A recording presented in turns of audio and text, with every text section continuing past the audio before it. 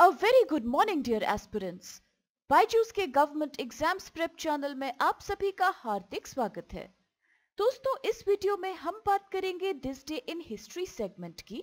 एक ऐसा सेगमेंट जहां हम बात करते हैं इतिहास से जुड़े उन सभी इंपॉर्टेंट फैक्ट्स और घटनाओं की जो आपकी आगामी गवर्नमेंट परीक्षाओं के दृष्टिकोण से बेहद इंपॉर्टेंट है। इसके साथ वीडियो के अंत में हम आपके लिए लेके आएंगे कुछ आवश्यक प्रैक्टिस क्वेश्चंस भी। आप अवश्य ही इन्हें ध्यान से देखिए और इनका उत्तर हमारे साथ कमेंट सेक्शन में शेयर जरूर कीजिए, क्योंकि इनकी लगातार प्रैक्टिस करने से भी आपको आने वाले सभी एग्जाम्स में बेहद लाभ प्राप्त होगा। तो आइए फ्रेंड्स, फिर अब शुरुआत करते हैं 26 फरवरी दैट इज 26 फरवरी अर्थात आज के दिनांक से जुड़े हमारे सभी इंपॉर्टेंट हिस्टोरिकल फैक्ट्स की। The very first fact here is associated with 1887 when the first Indian female practitioner of Western medicine, Anandi Gopal Joshi passed away। अर्थात पश्चिमी चिकित्सा की पहली भारतीय महिला चिकित्सक आनंदी गोपाल जोशी का आज ही के दिन निधन हुआ था। Anandibai Gopal Rao Joshi was the first Indian female practitioner of Western medicine alongside Kadambini Ganguly. She was the first woman from the erstwhile Bombay Presidency of India to study and graduate with a 2-year degree in Western medicine in the United States. उनका विवाह कुल 9 वर्ष की आयु में अपने से अधिक उम्र के गोपाल राव जोशी नामक व्यक्ति के साथ हो गया था, जैसा कि उस समय समाज में प्रथा थी। और Gopal Rao who used to work as a postal clerk अपने समय के कई लोगों से बिल्कुल विपरीत थे।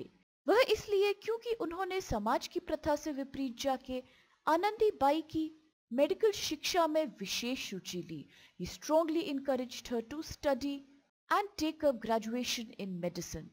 गोपाल राव जोशी की सहायता से वर्ष 1883 में आनंदीबाई यूएस पहुंची और उन्होंने वहां women's medical college of Pennsylvania के मेडिकल प्रोग्राम में एनरोलमेंट प्राप्त किया। This program in that times was the second women's medical program in the world. अपनी खराब सेहत और ट्यूबरकुलोसिस नामक बीमारी से ग्रसित होने के पश्चात भी उन्होंने ग्रेजुएट किया with an MD degree in March 1886. The topic of her thesis was Obstetrics among the Aryan Hindus. Upon her graduation, even Queen Victoria sent her a congratulatory message.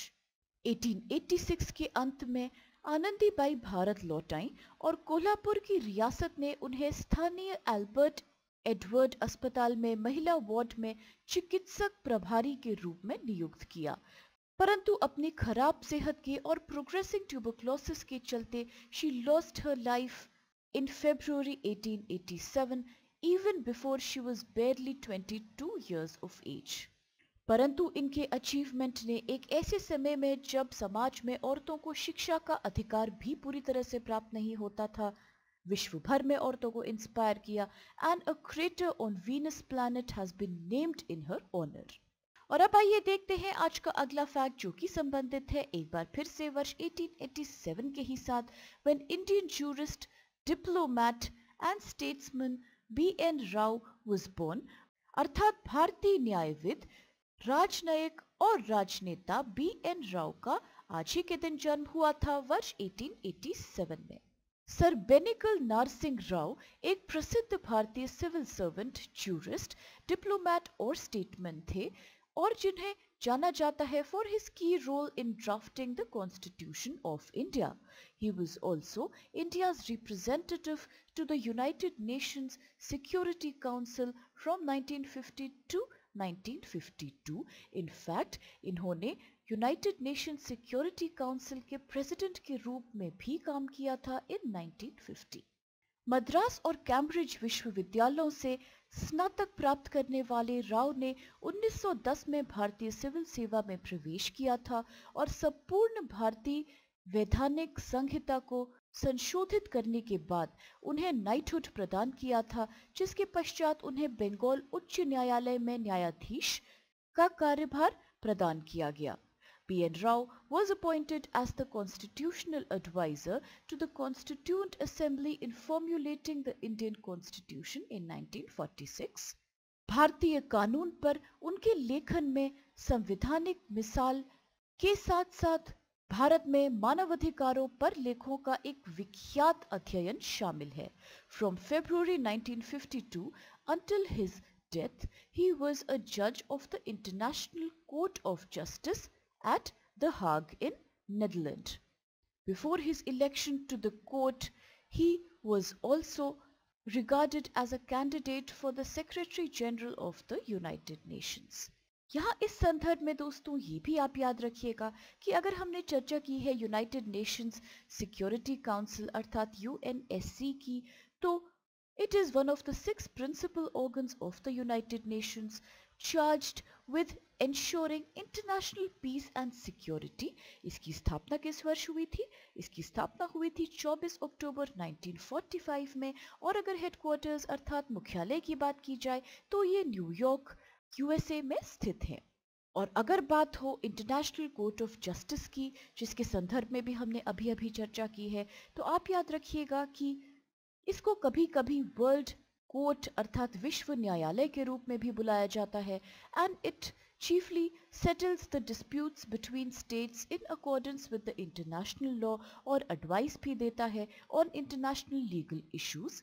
ICJ is a successor to the Permanent Court of International Justice which was established in 1920 by the League of Nations. परंतु द्वितीय विश्व युद्ध के पश्चात both the League and the Permanent Court of International Justice were replaced by United Nations and International Court of Justice respectively.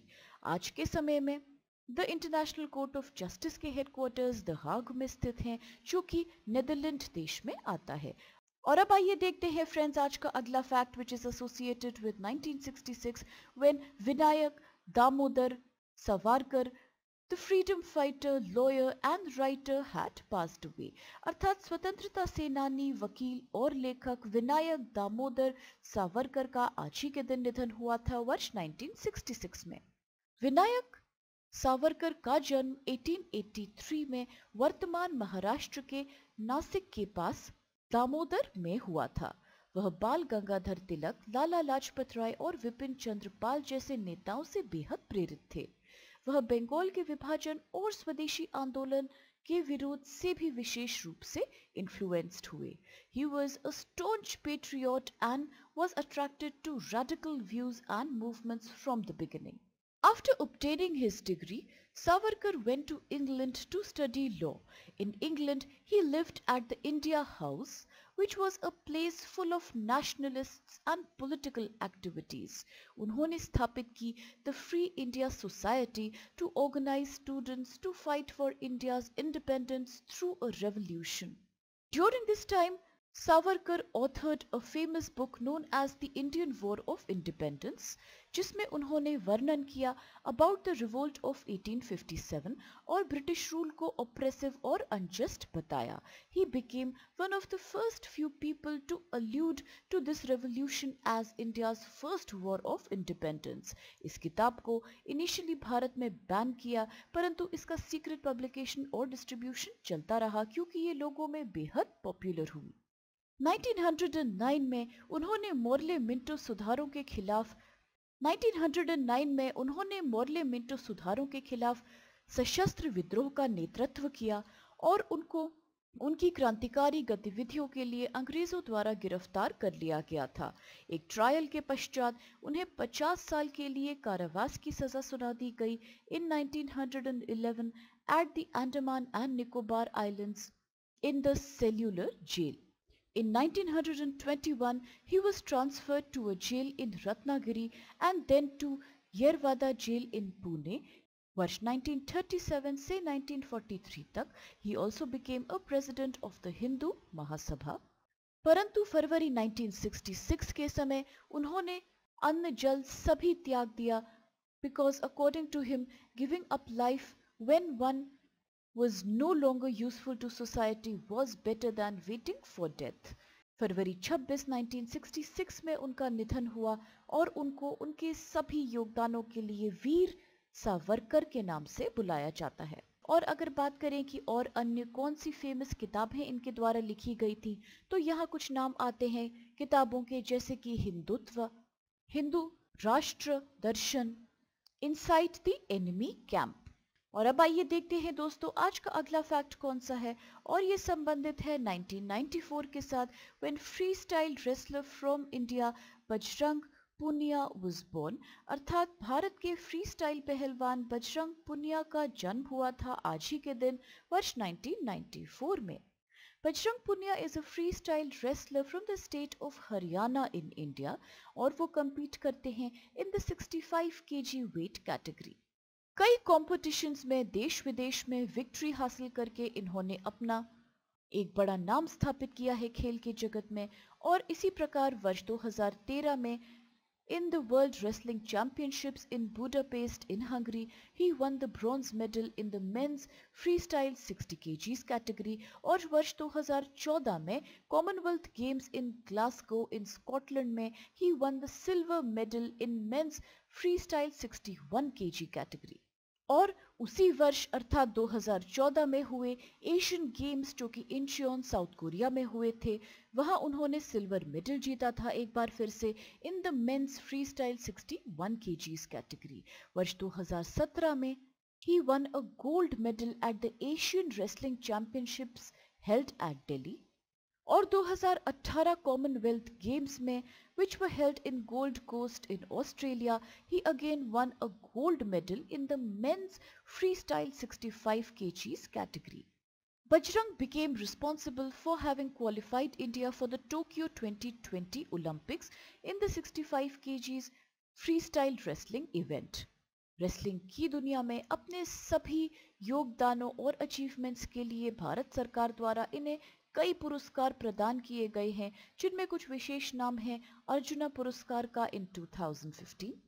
और arjuna award के बारे में तो हम सभी जानते होंगे that it is given for outstanding performance in sports and games by the Indian government.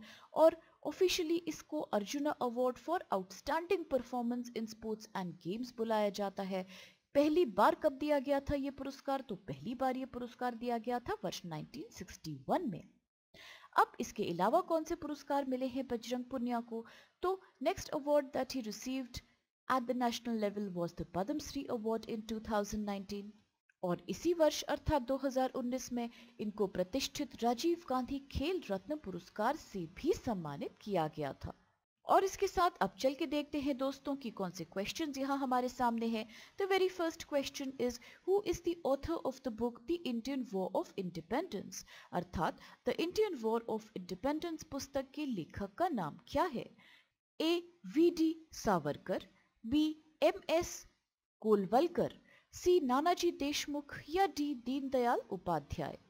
Next question is alongside Kadambini Ganguly who became India's first Indian female practitioner of Western medicine।